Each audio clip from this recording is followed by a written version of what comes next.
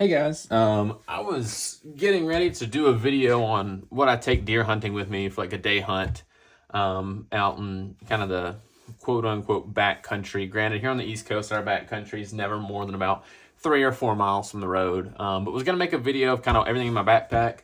I already covered my gun in a previous video, but realized that my deer hunting kit is really comprised of a lot of smaller kits. So instead of sitting down and doing all that at once, I thought it'd be cooler to, kind of break it apart a little bit, show the pieces of kit that make up that kit. So first thing I wanted to cover, aside from my rifle, which we already talked about, was my kill kit here.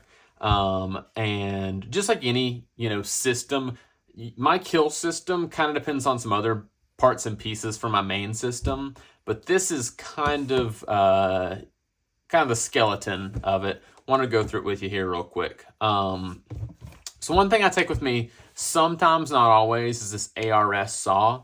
I actually got the idea for this particular saw. I was going to get a silky saw, but ended up getting this saw because of the traditional bow hunting and wilderness podcast. Jason over there is a wealth of knowledge. I'm sure anyone watching my videos has probably seen his stuff. But picked up this saw, and it's been great. Was originally going to pick up a silky with either a fine or a medium tooth. Eventually, when I replace this blade, I'll probably get a finer tooth blade. But the reason this is part of my kill kit is because I can take off skull caps with this saw.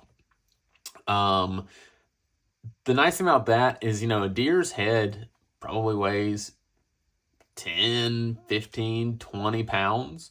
So if it's not something I want to get Euro mounted or do a full neck mount of, I'll just go ahead and cut off a skull cap.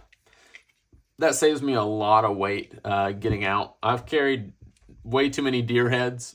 They're heavy. Granted, now sometimes depending on your local regulations, you will need to remain, those deer heads will need to remain intact. I know here we've got some check-in hunts that you've got to take the deer head intact so they can pull a mold or do aging and things like that. So for that, definitely kind of be careful about your local regulations. And we'll talk more about a saw in a minute at the end of the video. Otherwise in my kill kit, I use an Argali carbon knife as kind of my knife of choice. Reason being, it's not the lightest thing in the world, but it's a knife that I can depend on. So I've had some, like SC survival knives and some, big heavy knives that I would do like bushcrafty kind of stuff with. They were just too much, really. Alternatively, you could get away with like a little tiny skeletonized knife, and we'll talk about some other knives. But this is a knife that's enough of a handle that I could, do a little bit more like camp craft with. If I need to make tinder or kindling, I can do that. If I need to whittle something, I can do that. I wouldn't mind a little more girth on this handle. I've even thought about doing like a shrink tubing or something like that on here. But that is my knife, and it weighs in with the sheath right at 3 ounces. So very lightweight there. I've also thought about making a lighter weight Kydex sheath. This one's pretty heavy, actually. It's pretty thick. So sit that to the side, and then we'll get into my actual kill kit here. Again, some of this stuff is dependent on the excursion. If I'm hunting like, private land 5 minutes from my car, I don't hardly take any of this. I'll just drag that deer out whole, or I'll just take a knife, field dress it there, drag the deer out. But if I'm, back in the woods 2, 3, 4, 5 miles, I'm going to want to go ahead and get that deer not only field dressed, but broken down and loaded into my pack to take that deer out. So there's really no particular order here. On top here, I've got 2 Ronstand Pulleys. I think that's the name of them. I think they call it an orbit block pulley, but these are a ball bearing pulley with, I believe this is either a Dyneema or Am steel cord here. But long story short, these things I think can support 300, 400, 500 pounds. And this is just to set up a very, very lightweight block and tackle. Super useful. One, if you're trying to get a deer into a position, he's fallen in a ravine or something like that, you got to get him kind of out of there so that you can get him field dressed, or even hoisting a deer up into a tree just to make it easier, because it is so nice having a deer hanging versus having him laying on the ground. Again, totally not necessary. These don't always come with me, but they are 0.4 ounces a piece. So for the 2 of these, I'm at less than 1 ounce. And they are super, super handy. I haven't had to use them much, so you know, take that with a grain of salt. I'm kind of playing with these this year. I've seen a lot of people talk about Wiser Precision has some pinch pulleys or something like that. I heard some mixed reviews on those, but these have an actual ball bearing in them. And for that reason, they roll really, really smoothly. I've played at the house just lifting some weights up, and they seem to work great. So looking forward to messing with these guys a little bit more than I have so far. I actually use them in the field. Next thing in here is just a couple garbage bags. These don't always get used, but sometimes I use them as a meat tarp. Just lay them down. I can put my meat there, keep it from getting dirty. Also, you know, putting stuff in them if my meat is real bloody or something like that, it's not too hot, I've cooled the meat enough, then I can just throw it in these bags to keep from getting my pack dirty. So those are, you know, very handy there. It's just 2 of them. They come in at, well, I don't have it on there.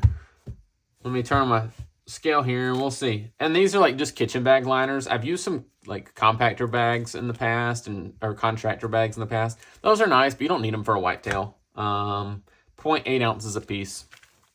So that's all there is there. Next is going to be my game bags. Game bag wise, I just use 2 game bags. These are from Jimmy Tarps, who used to be on eBay. He no longer makes them. I've used Black Ovis's bags in the past. Almost every brand, you know, if you're looking for a high-end brand, a lot of brands are making a good quality game bag now.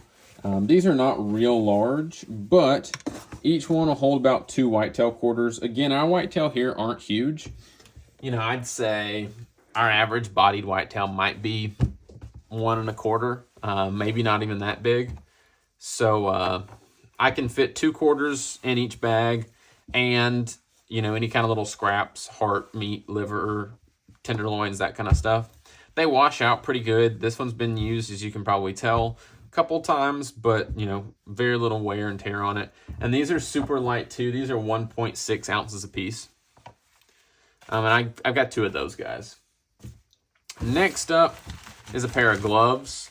I don't care what you say. Field dressing deer with gloves is so nice. Especially when you're a long way away from a water source. These are latex gloves, and they go up to like mid forearm. That's really nice because, as you know, when you're kind of getting up there toward the esophagus and stuff like that, you're gonna get dirty. And typically I'll have some blood above my gloves, but these make the cleanup process way easier. They offer a tiny bit of cut protection, not much, but a tiny bit of cut protection, but they just make cleanup so much nicer, especially when you're not close to water. Next thing in here is, let's see here. I've got about 50 feet of Zingit cord.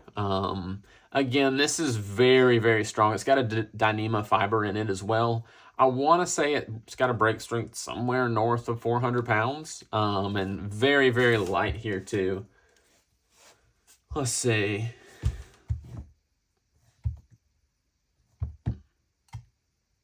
.5 ounces. So I do carry paracord in my bag for using as like a tow line for gear to get up into my stand or saddle or whatever I'm using. That's kind of my go-to, but this is also nice to have. And in conjunction with the pulleys, you can get deer up. Granted, it is very small, so you need to wrap it around a stick or something to get some purchase on it. But I keep about 50 feet of that. And, you know, again, this is all part of a bigger system. With that, you know, this could be used for creating shelter in a survival situation, for tying up something, you know, throwing a bear line, who knows. But, again, just kind of a nice thing to have should you need it. And then last thing here, I've got an Outdoor Edge, I think they call it the Razorlite EDC. As you can see, I'm a gram weenie. I've went ahead and kind of sheared off some of the plastic on this side, cut holes in it, added some grip and texture. just to get the weight down and to give it some more grip. So this one comes in at 1.9 ounces, and I carry an extra blade with this too. So that's really the totality of my kill kit. There's not a whole lot to it. Again, I don't always take all this stuff with me. Sometimes the pulleys stay home.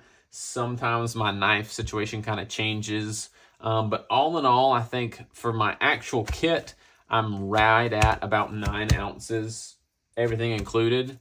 With the knife, I'm somewhere around the 12 ounce mark, and then the saw is 5.5 ounces. So, you know, you're at a pound, everything included, but all this stuff is used for multiple things. You know, I'm always going into the knife or to the woods with some kind of knife. So, you know, if you want to count that against my kill kit weight, or if you want to count it against whatever, a knife is a knife at the end of the day. That's really the basis of my kill kit. Even when I've been out west, that's kind of the basis of it. And then I'm just adding more game bags, or maybe a sharpener for processing something bigger. But that's pretty much it, guys. Thanks for tuning in. Like I said, I'll try to link anything. And if you got any questions or comments, just let me know.